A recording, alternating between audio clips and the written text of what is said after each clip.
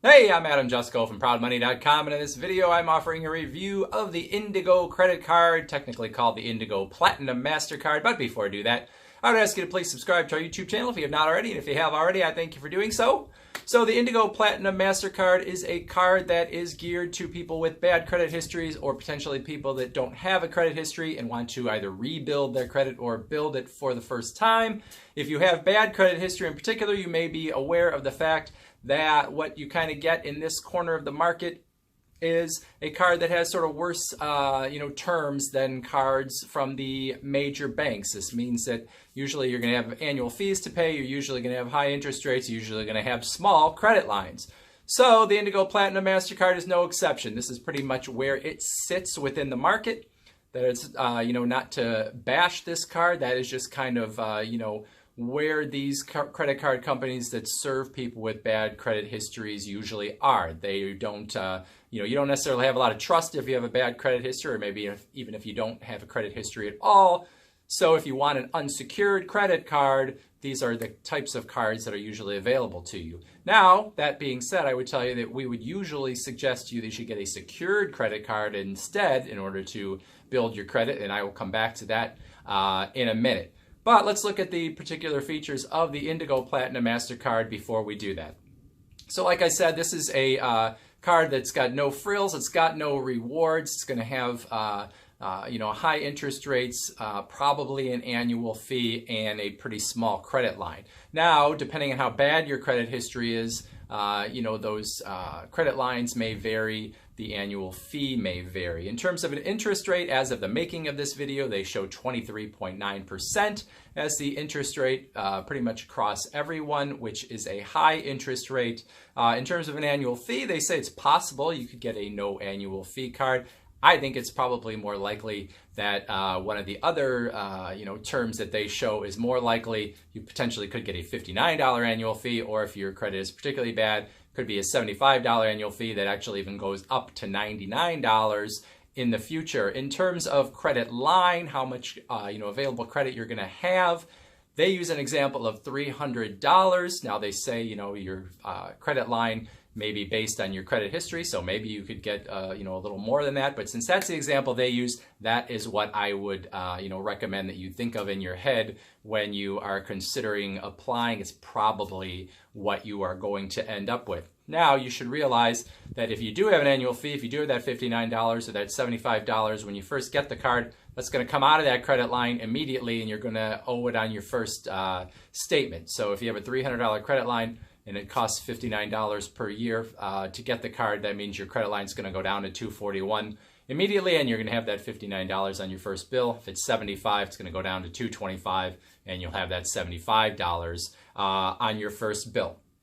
Now, there's a pre-qualification tool that you can use on the Indigo website, which asks for your name and address and social security number and that kind of stuff, and will give you an indication whether you will probably be approved for an Indigo card or not, but that is not a guarantee.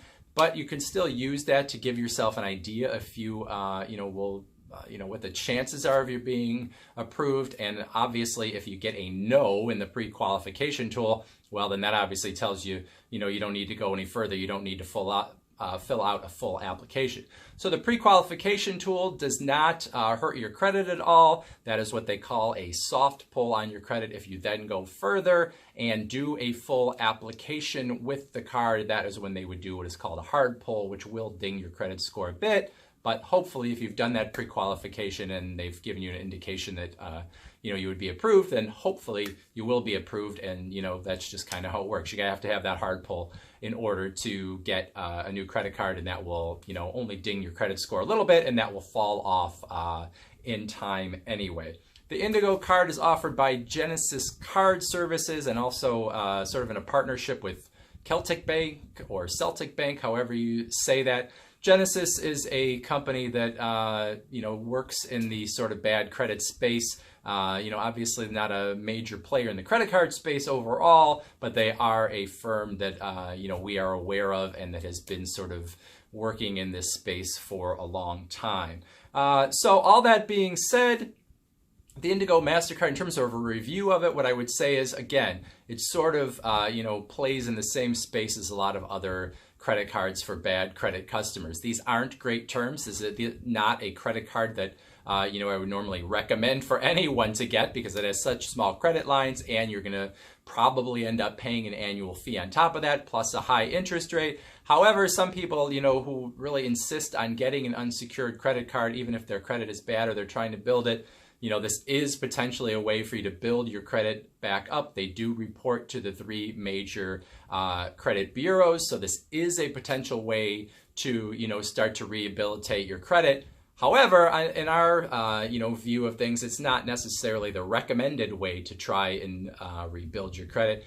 We would tell you that you're probably better off if you have bad credit, or if you are new to credit, in getting a secured credit card, which does require you to put down a security deposit in order to get the card. But then after that, it works just like a regular credit card. So you might put down a security deposit of, $300 to $500, and then you'll be able to use that card up to that limit, sort of like the security deposit that you might put down on an apartment. As long as you're paying your bills and everything, that security deposit eventually will come back to you, and it's a way for you to build credit. Even better, a lot of secured credit cards come from the major credit card issuers, who may not give you an unsecured credit card at this point in your credit life, but if you get a secured card with them, oftentimes after a period of using it wisely and making your payments on time and doing what you're supposed to do, they will reassess you, and you may be offered a different unsecured credit card, or that card itself could become unsecured by them returning your security deposit to you. So we feel like that is a better way to go. You could get yourself in sort of with a major credit card company who probably has the cards that you eventually hope to get back to. Some people really bristle at the idea of putting down a security deposit in order to get a credit card, and if that's you, maybe Indigo is one of the companies that you would look at. But our recommendation is really more to go the secured card front instead. So that is it. Thank you for watching. Please go to proudmoney.com, where we do other credit card reviews and personal finance news and all sorts of other fun stuff too. Thanks for watching. Bye.